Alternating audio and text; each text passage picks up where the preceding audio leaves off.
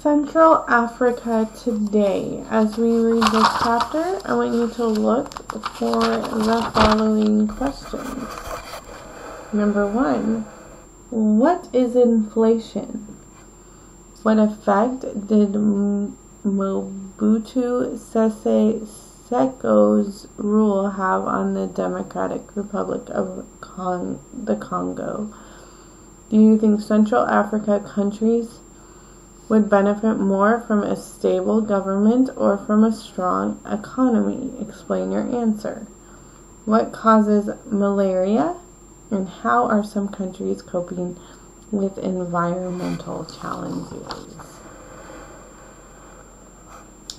If you live there, you are an economic advisor in Zambia. Your country is poor and most people are farmers, but scientists say Zambia has a lot of copper underground. With a new copper mine, you could sell valuable copper to other countries. However, the mine would destroy a lot of farmland. Do you support building the mine? Why or why not? Building background. You have already read about Central Africa's greatest resources. Many countries in the region have the potential for great wealth. However, several factors throughout history have made it difficult for Central African countries to develop their resources. Countries of Central Africa. Most of the countries in Central Africa are very poor. After years of colonial rule and then civil war, they are struggling to build stable governments and strong economies. Democratic Republic of Congo. The Democratic Republic of Congo was a Belgian colony until 1960. When the country gained independence, many Belgians left. Few teachers, doctors, and other professionals remained in the former colony. In addition, various ethnic groups fought each other for power. These problems were partly to blame for keeping the new country poor. A military leader named Joseph Mobutu came to power in 1965. He ruled as a dictator. One way Mobutu used his power was to change the name of the country to Zaire, a name that was traditionally African rather than European. He also changed his own name to Mobutu Sese Seko. So here is a picture of Kinshasa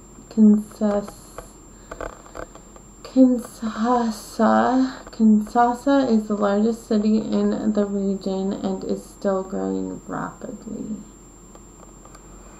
So during his rule, the government took over foreign-owned industries. It borrowed money from foreign countries to try to expand industry. However, most farmers suffered and government and business leaders were corrupt.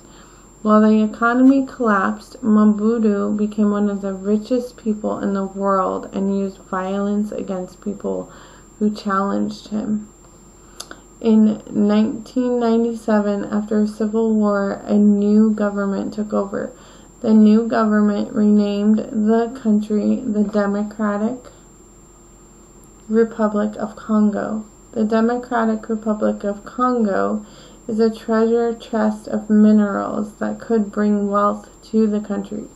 The south is part of Central Africa's rich copper belt. The country also has gold, diamonds, and cobalt. In addition, the tropical forests provide wood, food, and rubber. However, civil war, bad government, and crime have scared many foreign businesses away. As a result, the country's resources have helped few of its people. So, most people in the Democratic Republic of Congo are poor. They usually live in rural areas where they must farm and trade for food. Many people are moving to the capital, Kinshasa. This crowded city has some modern buildings, but most of the city consists of poor slums. Central African Republic, and Cameroon. North of the Democratic Republic of the Congo is the landlocked country of Central African Republic. Since the independence, this country has struggled with military co-ops, corrupt leaders, and improper elections. In addition to political instability, the country suffers from a weak economy. Most people there are farmers. Although the country has diamonds and gold, it does not have railroads or ports needed to transport the resources for export. Central African Republic receives some aid from foreign countries, but this is not enough to meet the needs of the people.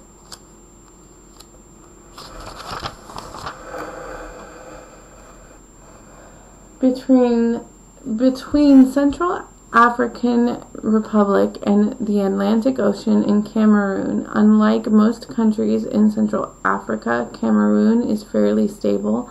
It is a republic. The president is elected and holds most of the power. Political stability has made an economic growth possible. The country has oil reserves and good conditions for farming. Cacao, cotton, and coffee are valuable export crops. A good system of roads and railways helps people transport these goods for export to other countries. Because of the steady economy, the people of Cameroon have a high standard of living for the region. For example, more people in Cameroon are enrolled in school than in most places in Africa.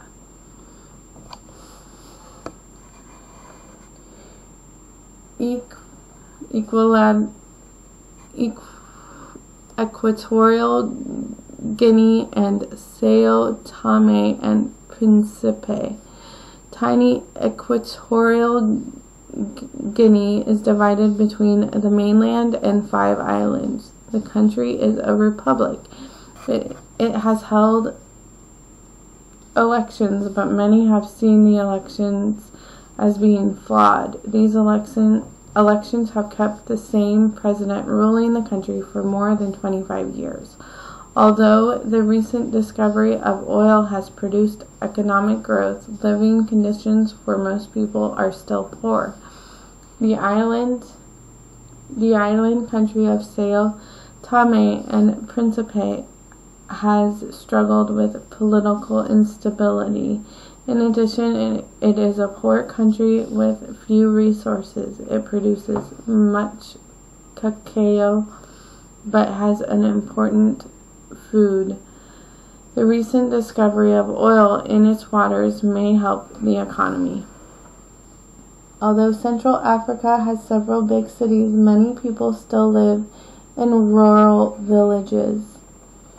Different groups of people have different styles of architecture for their villages. Building materials vary depending on the resources available in the geographic setting. So here's some pictures of the villages. An extended family lives together in these adobe homes in the mountains of Cameroon. The strong tropical sun provides power for the hut in Angola. The family sits outside their home in Zambia.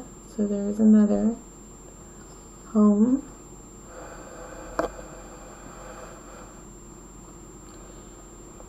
The Gabon has only one president since 1967. For many years, Gabon held no multi-party elections.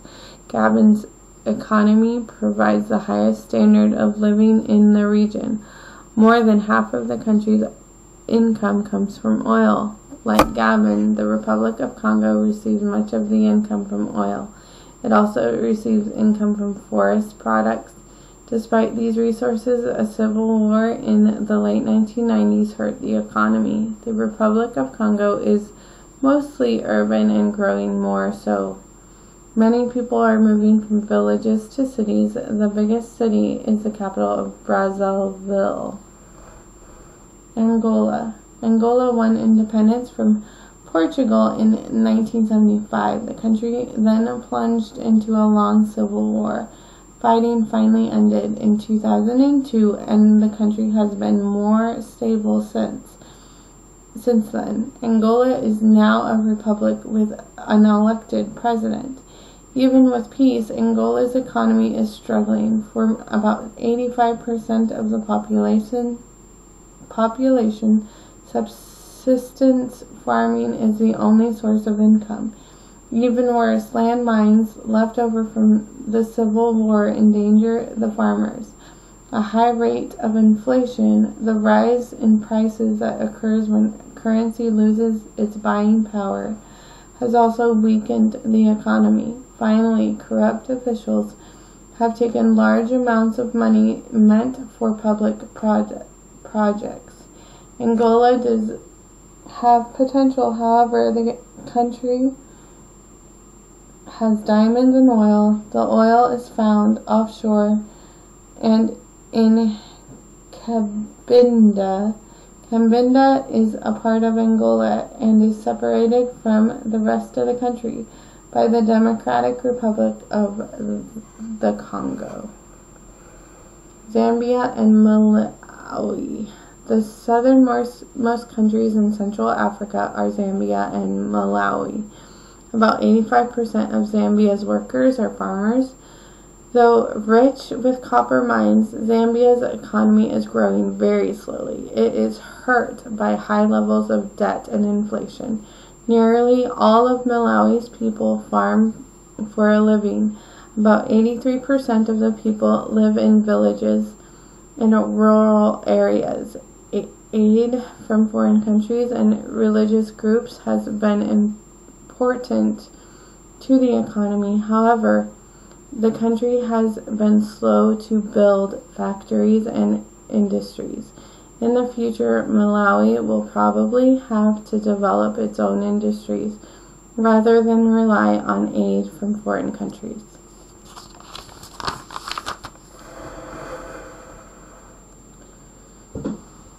Okay, so here's a look at a malaria in Central Africa. It shows the different places where malaria is usually present. Issues and challenges. As you have read, many of the countries in Central Africa have unstable governments and poor economies. These circumstances have been either the cause or effect of other issues and challenges in the region today. Ethnic and regional conflict. A mix of ethnic groups and competing desires for power has led to civil war in many of the region's countries. Thousands of people have been killed in these wars over the past several years. Wars have also contributed to poor economies in the region. The people killed or injured in the fighting can no longer work. In addition, the fighting destroys land and other resources that could be used in more productive ways. Health. Like war, disease kills many people in the region. Malaria is a disease spread by mosquitoes that causes fever and pain. Without treatment, it can lead to death. In fact, malaria is by far the most common cause of death in Central Africa. A child there dies from malaria every 45 seconds. On the map above, you can see that this disease is a problem almost everywhere. International health organizations and some national governments have begun to implement strategies to control malaria. These strategies include educating people about the disease and passing out nets treated with insecticide. The nets and medicine are expensive and not everyone can afford them. However, people who sleep under these nets will be protected from mosquitoes and malaria. While some countries are beginning to control malaria, another disease is spreading rapidly. HIV, the virus that causes AIDS, is very common in Central Africa. Hundreds of thousands of people die of AIDS each year in Central Africa. There is no cure for HIV infection, and medicines to control it are very expensive. International groups are working hard to find a cure for HIV and to slow the spread of the disease, partly because so many people die of disease. Central Africa has a very young population. Almost 45% of people living in Central Africa are under age 15. For comparison, only about 20% of the people in the United States are under age 15. Although many young people in Central Africa work, they do not contribute to the economy as much as older, more experienced workers do.